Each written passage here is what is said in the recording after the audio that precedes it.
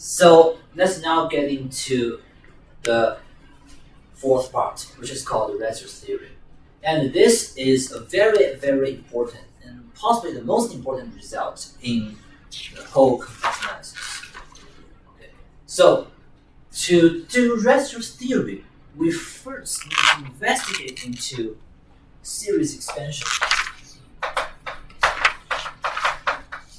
So for series expansion, I think we are most familiar with Taylor series. For example, when we talk about real function, when we do real analysis, we say fx, we can expand it with a Taylor series of f to the power of n at x naught over n to the factorial x minus x naught to the power of n. This is the very familiar Taylor expansion, provided that the function is smooth enough. We can take any order derivatives we want. Okay? And for complex function, if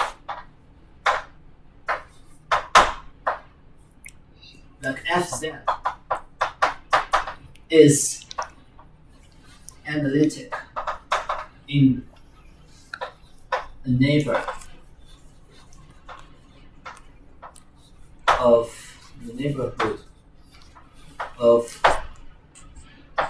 z equals z naught. For example, if I have a z naught in here and I have some like in the region around z naught in which it is analytic, then in this region I can also do fz equals to this. This is the Taylor expansion for a complex function. And of course here, when I write this, I am indicating that for analytic function, you can take any order of derivatives you want. This is actually true, but we are not actually going to provide a very detailed proof for this. We just take this as granted. Okay. Now, for this or for this, the Taylor expansion, we can see that the power all start from n equals to 0. Right? So the power has to be 0 or positive integers. There's no negative power in it. And we can expect that the functions are pretty much well behaved near the expansion center. But in many, many practical cases, the series expansion with only non-negative powers will not work. For example, let's look at this case. The function 1 plus z over 1. If we do a Taylor expansion around z equals to 0, this is going to give 1 minus z plus z squared minus z cubed plus all the way up. Okay. But let's look at this series. We know that, I think in part 1 I have proved like this, right? I proved this in part 1. So let's think about it. If z, the absolute value of z is smaller than 1, it's all good. Because, look at this. The absolute value of z is smaller than 1. It's between 0 and 1. So as n goes to infinity, this will go to 0. Right? So when this goes to 0, this also goes to 0. And z to the power of n is, we regard this as like a new complex number. This complex number has the absolute value that goes closer and closer to 0. So this complex number itself has to go to 0. And we can expect that this series eventually converge. No problem. But the problem is, what if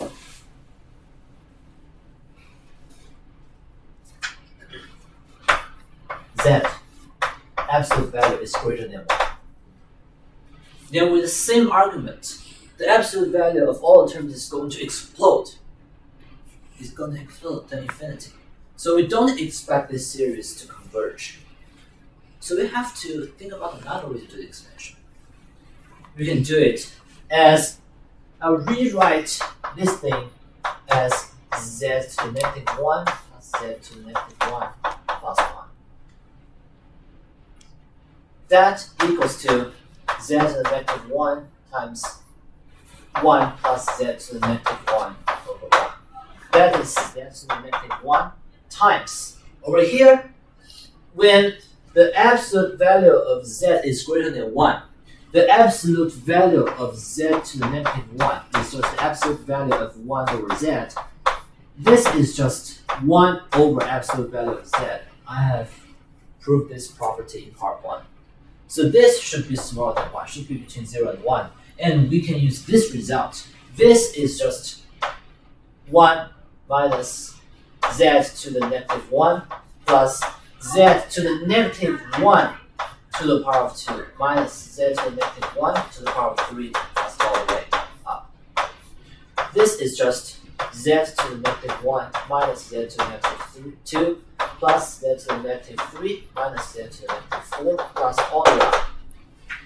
Okay. So we can see that when the absolute value of z is greater than 1, we can still try to write some expansion, but this time we are not using terms with 0 or positive powers, but we are using negative powers, right? Okay. So a series like this is called Lorentz series. It refers to the series expansion where negative power terms exist.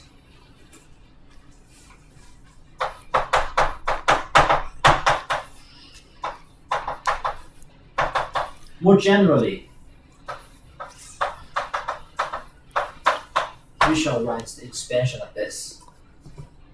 Z0 is the expansion center. In this example, Z0 is just 0. And the summation of n is not starting from 0, but it could start from negative infinity. But of course, if you do negative sum m, it's also fine, right? As long as you have negative power terms, it's called Lorentz series. Okay.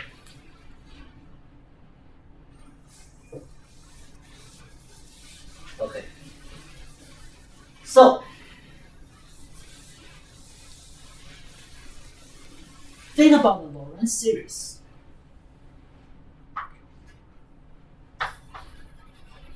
What would happen if Z approaches the expansion center? Because there are negative power terms, right? So if we really do Z equals, that approaches Z not, then if negative power terms exist, we would expect the function to blow up. Right? So this thing is going to blow up. So for Lorentz series, it could describe a function with the type of singularity that the function actually blows up at that singularity. For example, let's consider this function, z squared plus 1. This function. For this function, we know that when z equals to positive and or negative I, the denominator is 0, so this whole thing blows up. So we could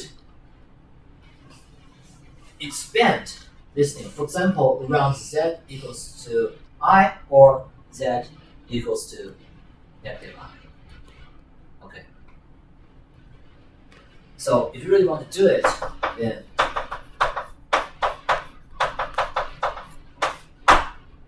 right? Okay. And then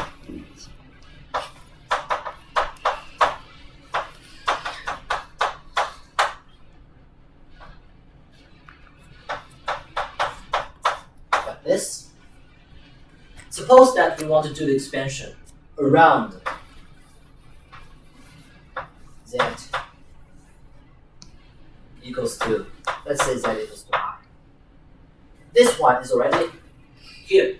That is just z minus I to the negative power 1. Right? And for this term, I'll write as z minus I plus 2I. Okay? And then 2I z minus I to the negative 1 minus, for this one, it just here is 2I and here is 2I. So basically, I will just do I and I is negative 1. Here's another negative. So I will just do 1 over 4 z minus I to 2I plus 1 over 1. And for this thing, I have already illustrated the expansion of this, right? So just substitute this z with this whole thing, and you can do the expansion. I'm not going to do it here. Okay. So this is Lorentz series. Now let's think about the following scenario.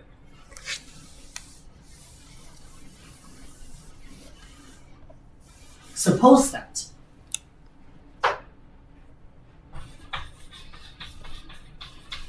we have a function of fz.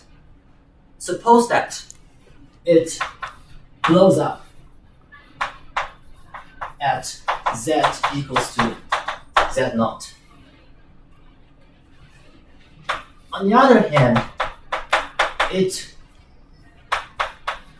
could be expanded into a Lorentz series where the number of negative power terms is finite. That is to say, I can start with some finite number m, maybe to infinity.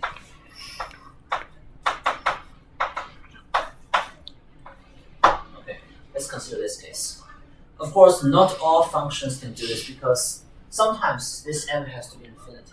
But here I'll just say m is some positive number. M is finite for sure. Okay, so think about this case. So, in this case, we say z equals to z naught is called a pole of fz of order n. Okay. So if we can expand some function around some point into Lorentz series where the number of negative power terms is finite, if the lowest power is negative n, then we call z equals to z naught as a pole of order m, or we could say like mth order pole, like first order pole, second order pole, third order pole, whatever. Okay, but practically we don't really like do the Lorentz series expansion every time. From the example I just wrote in here, we can see that it's pretty much complicated, right? It's not easy. Right? So, more practically, let's think. If this is true, we can do this.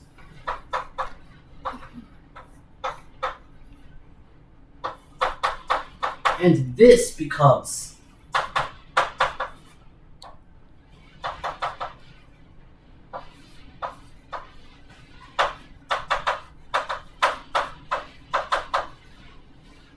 right? Because we're just multiplying z minus z naught to the power of m in here. And this term, n starts from negative m.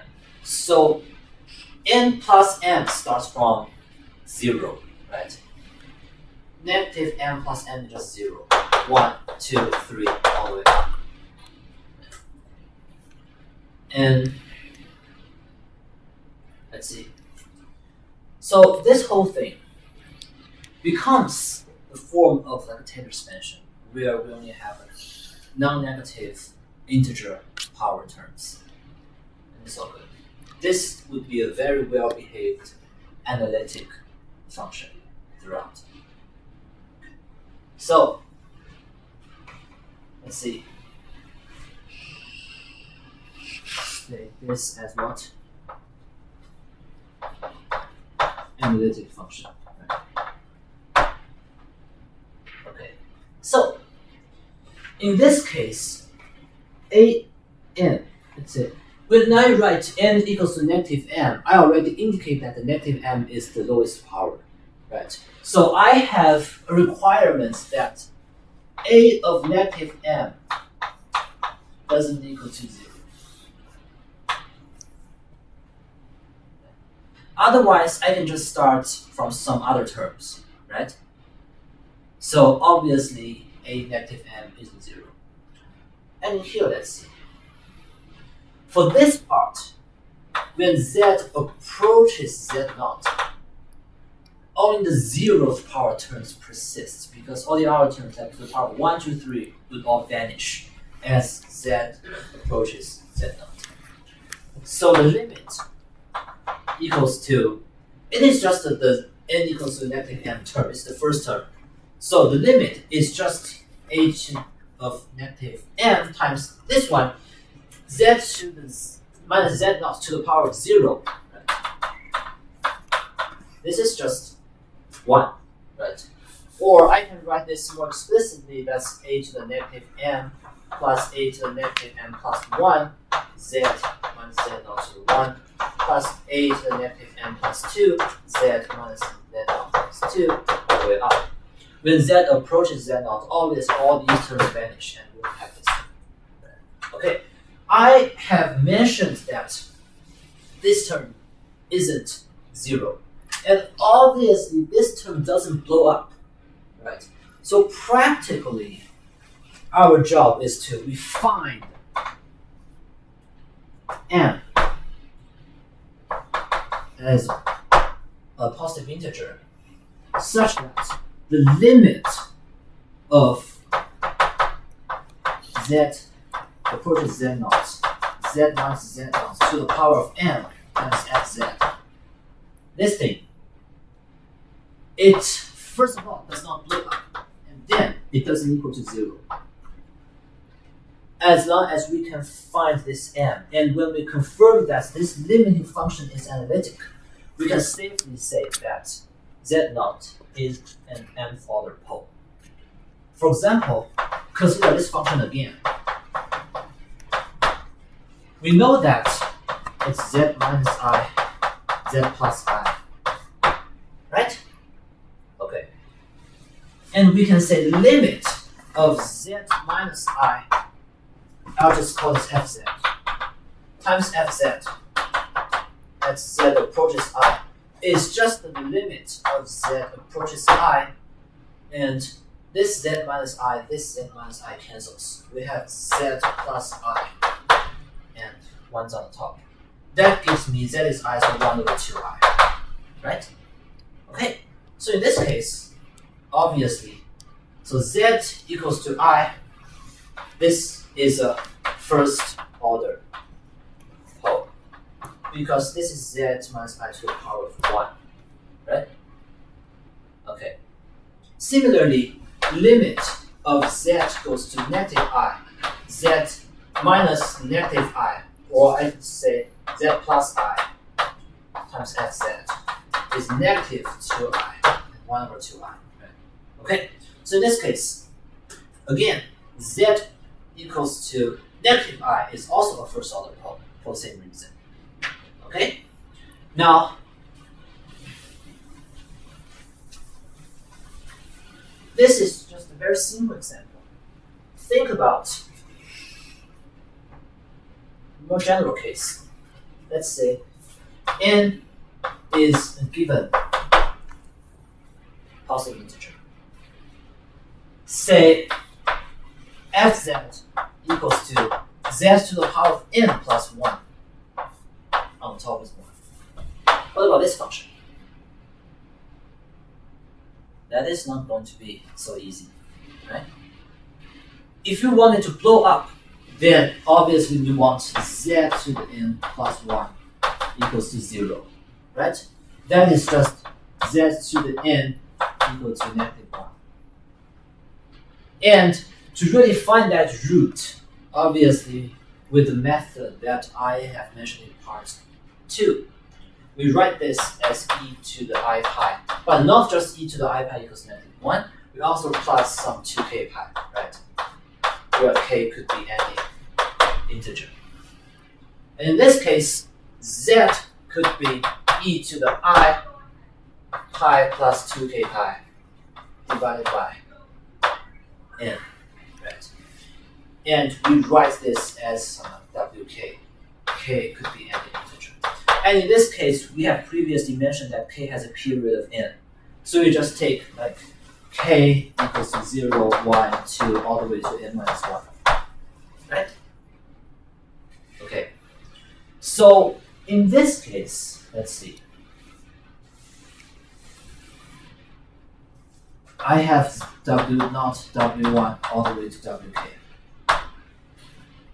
These are all roots for z to the power of n plus 1 equals to 0. So these should be all singular points for this function, right? But what is the order? Is it the first order pole, second order pole, or nth order pole, or whatever? Let's see. In fact, despite the fact that there are multiple poles, all poles are actually first order pole. The reason is very easy. Let's say z minus some pole, let's say wk, whatever. Okay. When z approaches wk of fz, that is the limit of z approaches wk. Z minus wk divided by z to the n plus 1, right? If we want to evaluate this limit, of course we can expand this into a whole bunch of products because these are all roots. But this is going to be too troublesome. We don't apply this approach. Instead, we directly use the much easier L'Hopital rule. We take the derivative of the top and the bottom. The derivative of this term is just 1, because this is a constant, this is z, take the derivative, it's just 1. On the bottom, the derivative here is n times z to the power of n minus 1. And here, I just plug this number in. And that's it. Right? And obviously, this is a very well-behaved number. It is not 0. It doesn't blow up. So it's all good. By setting this power to be just 1, we reached our goal. So all these are first-order poles. Okay. Let's look at another example.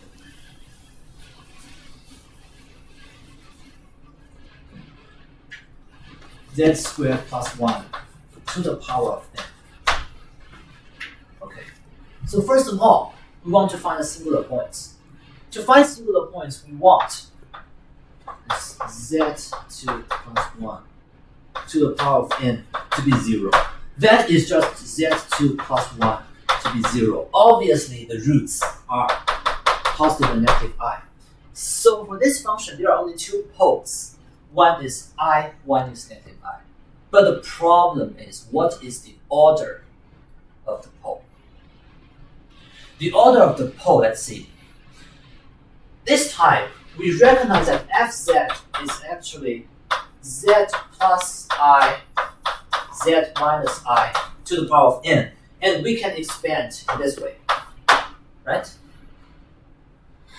So we recognize that the limit of z minus I to the power of n, or I should say plus or minus here, times fz is actually the limit when z approaches minus or plus I.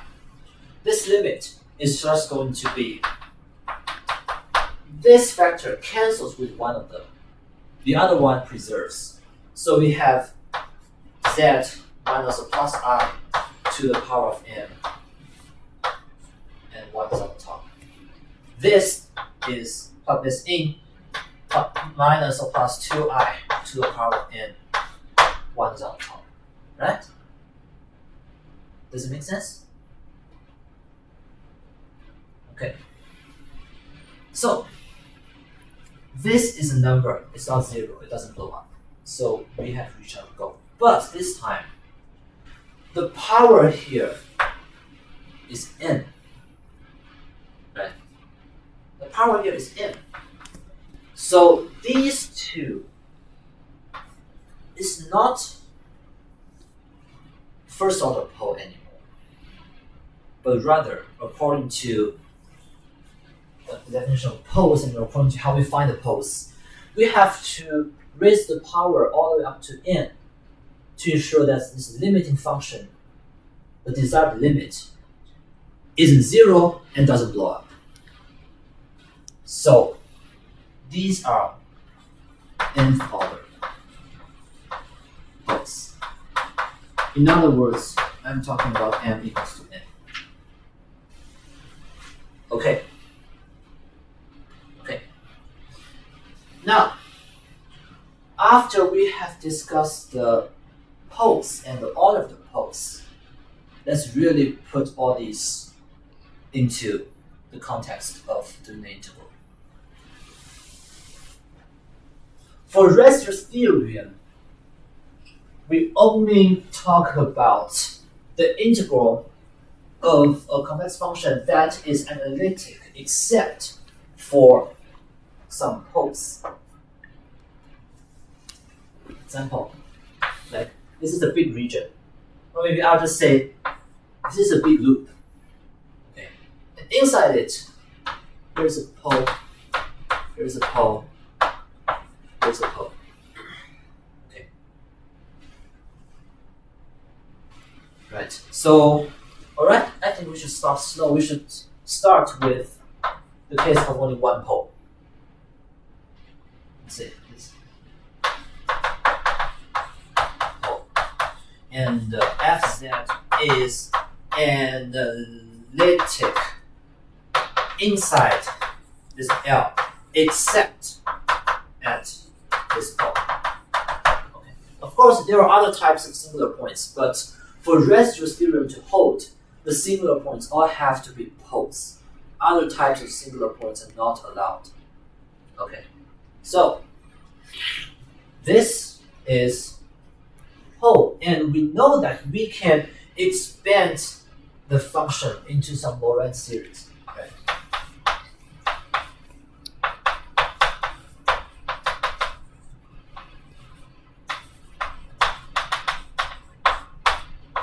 Okay, a Lorentz series. So we've mentioned that this is a pole, so function is not analytic at this point, but immediately away from the point is okay. Let's consider drawing a very small loop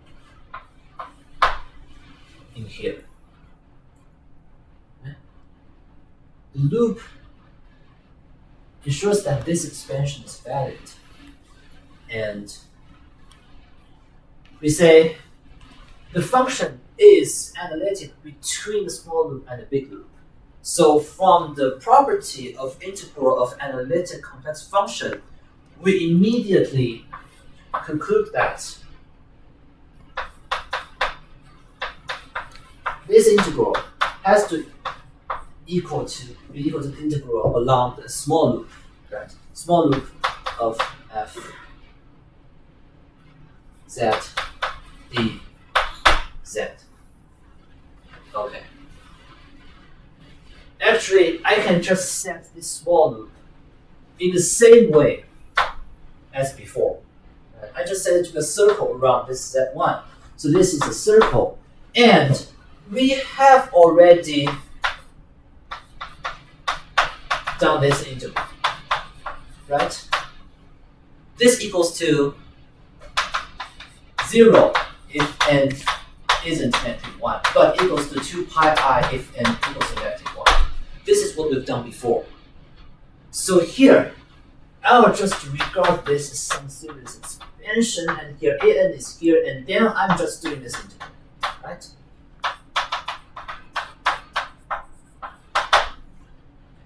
Because I can break this function into the linear combination of all these terms. So I'll just do integral on each individual term first and then add them up. And for this integral, only n equals to -1 terms matters, right? So all other terms just vanish. Only the n equals to -1 term will give me a 2 pi I. So over here, I only care about this -1, right? So it is a of -1 multiplied by this integral 2 pi I. So this number is very, very, very important. And this number is called the residue. This is the definition of residue. Okay. So I'll just say 2 pi I times the residue at z equals to z pi. Right. And this is the residue theorem for one pole. Okay. Now, think about the case that there are other poles here. Then we'll just do another loop here, do another loop here, and then this integral, this is C1, this is C2, this is C3, so it will just be the integral of C1 plus the integral of C2 plus the integral of C3 all the way going on, right? Of f z z, and each term is going to give me something like this. So what I need to do is to just evaluate all the residues at these poles and add them up and then multiply by this factor, right? Exactly the same argument. So that eventually equals to, forget about all these. It's just 2 pi I times all the residues, the sum of all the residues. And this is called the residues theorem for arbitrary number of poles. This is the real residues theorem. Okay. So we can see that residues theorem is very useful in terms of evaluating the complex function integrals.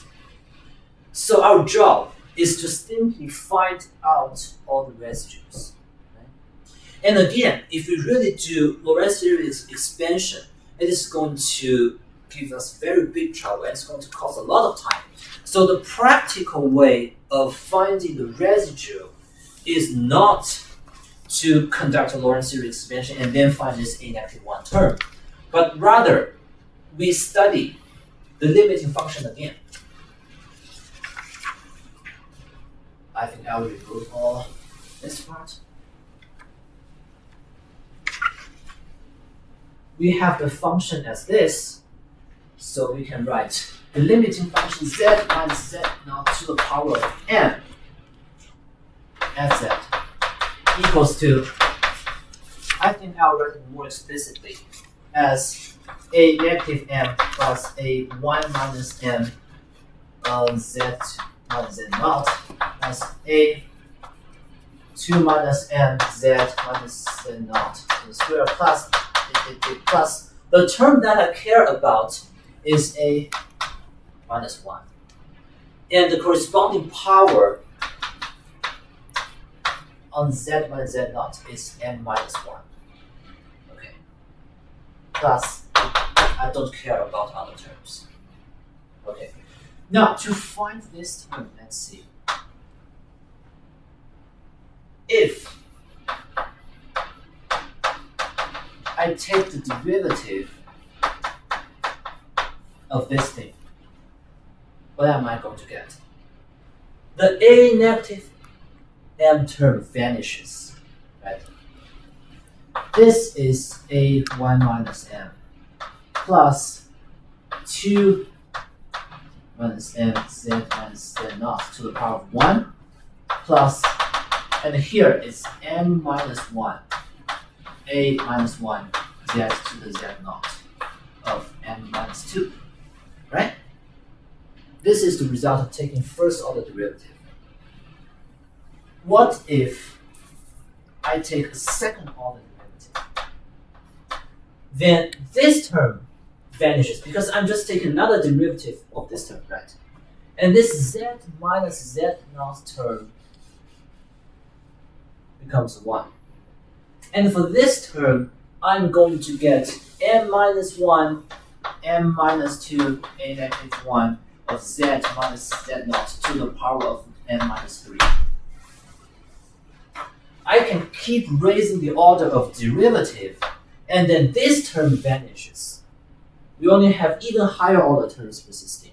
And this term is going to become, this is n minus 3 and to the power of n minus 4.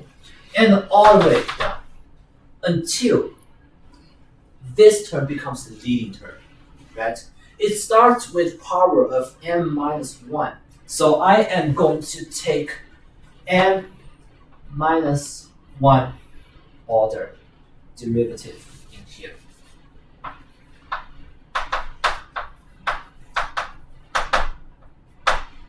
Okay. I take this derivative and all these terms all the way down to 2 times 1. And this becomes the power of 0, which is just a constant term. So look what I have. I literally have that term as m minus 1 to the factorial plus, a negative 1 plus some constant times a naught times z to the z naught plus some constant times a1 times z to the z naught to the power of 2 plus the higher terms, right? Okay. When I have this, I can easily find a negative 1 because if z equals to z naught, or when z approaches z naught, all these terms are going to vanish, and only this term persists, right? So, if I take this whole thing divided by 1 over m minus 1 to the factorial, the leading term is just a minus 1, right? And the same constant gets divided into these kinds, but I don't care. I just take the limit of z approaches z naught. I just take the limit of z to z naught. And I have my goal. This is what? This is the residue. Okay. This is the residue. And this is the practical way that we find the residue. Of course, for the simple case, for m equals to 1, first order pole, the residue is very easy because when m equals to 1, this is just 1 and this vanishes because we're not taking derivatives. M minus 1 is 0, right? So it is just the limit of z versus z naught times z minus z naught times z. This is the simplified case of m equals to 1, and in many practical cases we are only dealing with first order poles. So better remember this result. It's going to be very useful. Okay, so this is the end of part 4.